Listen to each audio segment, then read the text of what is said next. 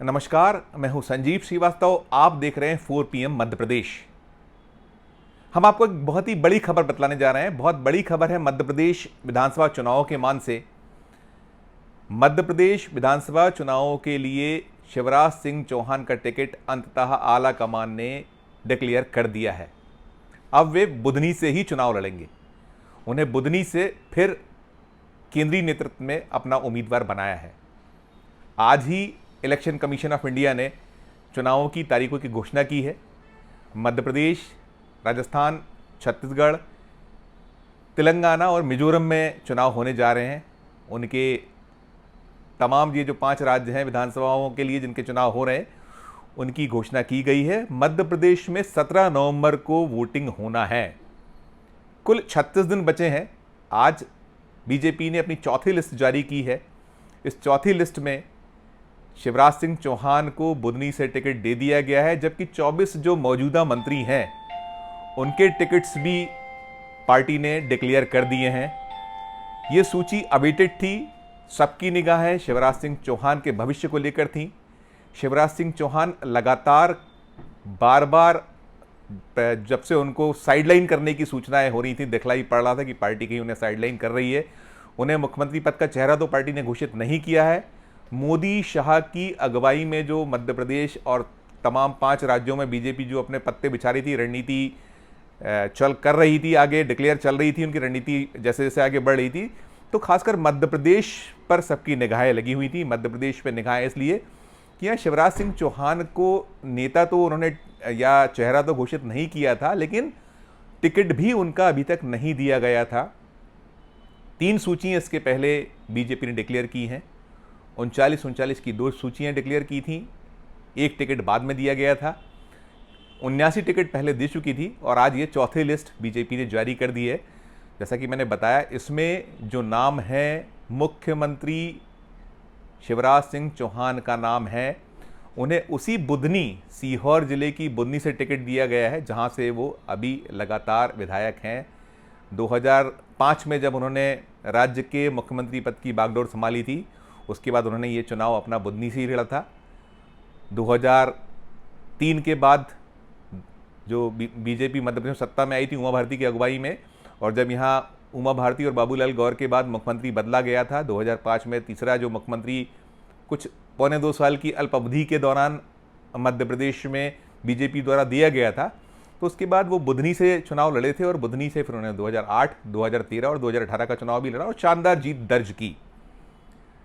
शिवराज सिंह चौहान जब से साइडलाइन थे तो कहीं ना कहीं ये बात बार बार उठ रही थी कि आखिर बीजेपी उन्हें क्यों साइडलाइन कर रही है, उनका भविष्य क्या होने वाला है, क्या मोदी शाह के मन में है, क्योंकि मध्य प्रदेश में 51% ओबीसी वोटर है।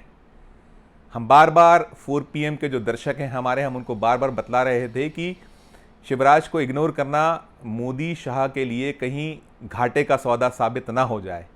वो इसलिए क्योंकि जो सीनेरियो है, बेशक इस समय मध्य प्रदेश में बीजेपी बेहद मुश्किल में है, संकट में है।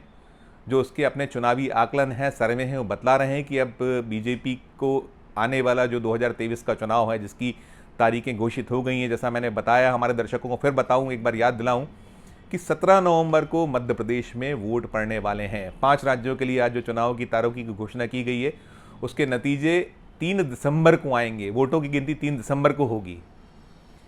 इस सब के बीच जो एक यक्ष प्रश्न था मध्य प्रदेश के मुख्यमंत्री को लेकर कि उनका क्या कुछ होने वाला है, क्या उन्हें बीजेपी केंद्र में ले जाएगी, क्या उन्हें टिकट नहीं दिया जाएगा, ये सारे के सारे सवालों का पटाक्षेप हम कह सकते हैं कि फ़िलहाल तो हो गया है।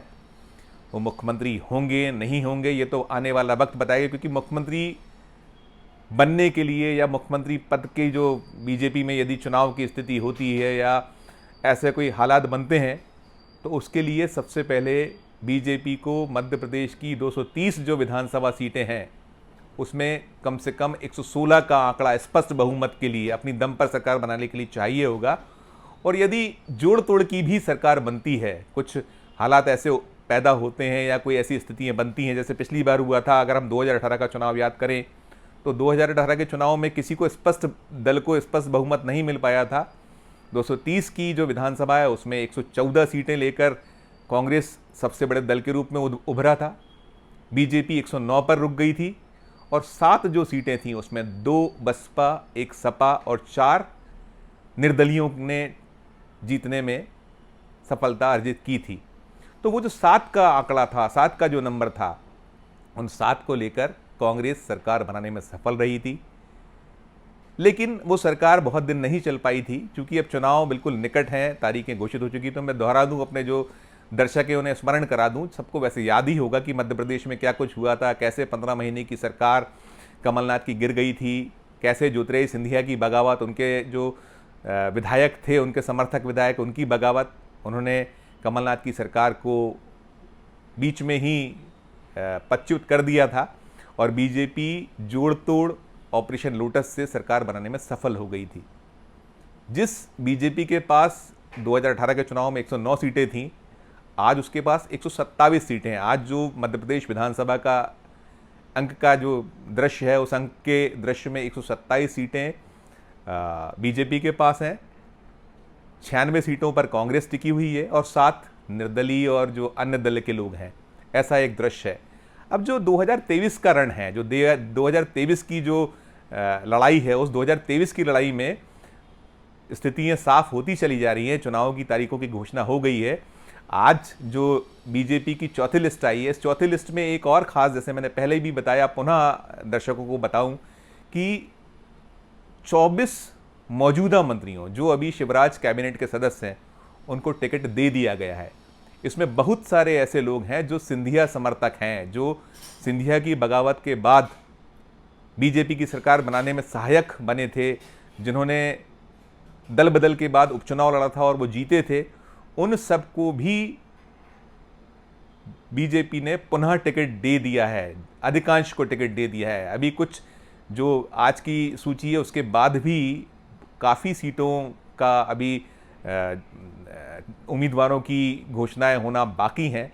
कुछ ऐसी सीटें भी हैं जहां अभी जो मौजूदा मंत्री जिन क्षेत्रों से हैं वहां की टिकटों का ऐलान नहीं हो पाया है।